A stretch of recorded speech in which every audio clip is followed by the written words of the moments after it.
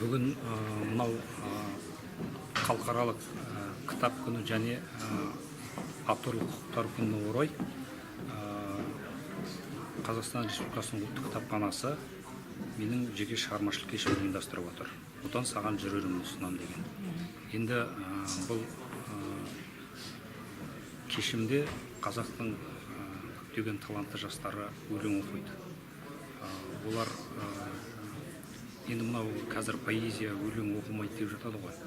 Жалпы біз кітапты ең бірінші шығармашылыққа шынында мән берсек, сосын кейін осындай кештер өткізу арқылы сол кітапты дұрыс насихаттай алсақ, онда кітап оқылады.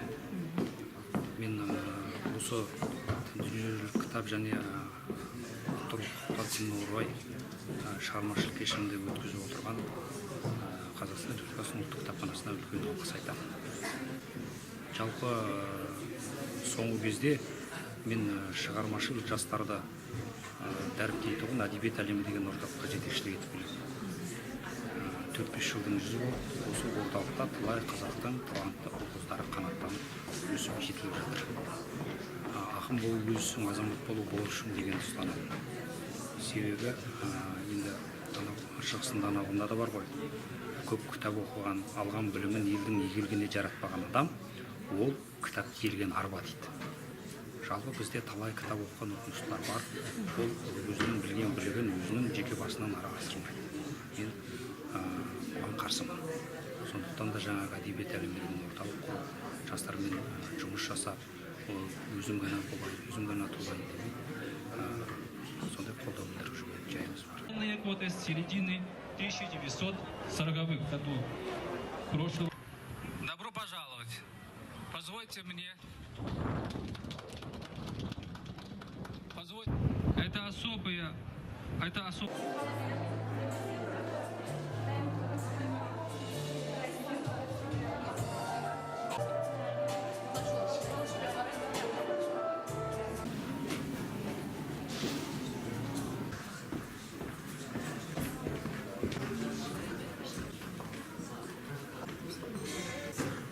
Қадірлі өлең сүйер қауым, бүгін міне еш алаңсыз сәбиімнің күлгенін, бақ сынасам қадірімді білгенім, отан саған жыр өмірін ұсынам, риясыз махаббатым бұл менің деп, отанын риясыз сүйіп, өмірін өлеңмен өрнектеп, мейірім махаббатпен күн кешіп, жан жағына жарығын, жылуын шашып, мен мұңайсам сүйіп тұрып ұлтымды, адамзаттың көңілімен мұңаям деп жырлағандай, ұлтын сүйіп адамзаттың көңілімен мұңаятын ақын, Қазақстан Жазушылар Одағының мүшесі, Тұлға достық қоғамдық қорының директоры, әдебиет әлемі орталығының жетекшісі, бүгінгі кеш иесі Мұратхан Шоқан мырзаның шығармашылық кешіне жиылып отырмыз. Қош келдіңіздер.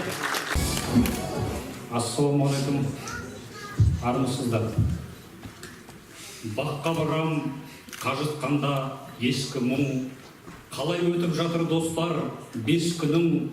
Баққа барам, бала күнгі сендердей, жапалақтар ысқырады кешқұрым. Жүрем жалғыз, баққа жиі келіп мен, күндер қайда бірге ойнап желіккен. Бармақшыма бір жақтарға жиналып, жапалақтар ысқырады неліктен. Тоқтатуға амалым жоқ күш қылып, барады өмір қарамастан пысқырып. Баққа барам, бақытты бір күй кешем, сендер мені шақырғандай ысқырып. Өлеңдер ғой, өмір мәңгі өреткей, қалдыңдар ғой арғы беттен беретпей. Қалдыңдар ғой, қалған алыс тоғайда, бір орнынан қозғалмайтын теректей. Бұл күн мені мазалап жүр шуармым, мен ұқпасам қалдеріңді ұғар кім. Бүйте берсем сағыныштан бір күні құсқа айналып кететұғын шығармын. Баққа барам, қажытқандай ескі мұң, қалай өтіп жатыр достар 5 күнің. Баққа барам, бала күнгі сендердей, жапалақтар ысқырады кешқұрым.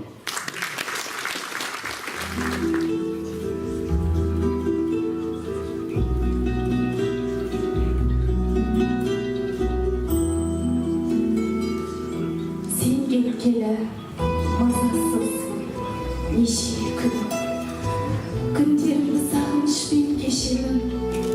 Жүріп келіп өзің шыға келердей, біреу біреумен жарасыз көшемін. Бағандарда фонар шымын қағысып, ат жүйрік ай тұр аспанда жабысып, көбелектер шар айналып шырақтар, түннің биін билеп жатыр табысып.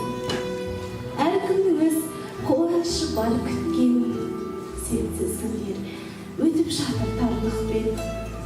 Алатаудың бір шыңына шығып ап, саған қарай кетейін бе қарғып мен.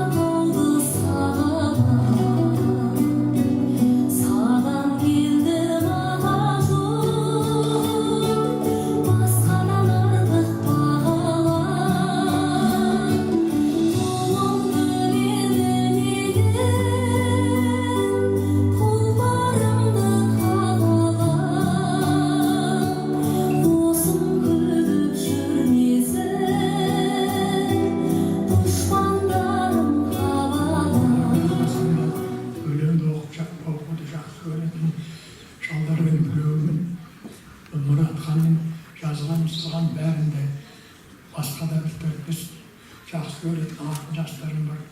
Солардың газетке шыққан, журналға шыққан өлеңдер немесе кітап дүкенінде кітаптары кездесіп алып, соның бәрін оқып жүремін.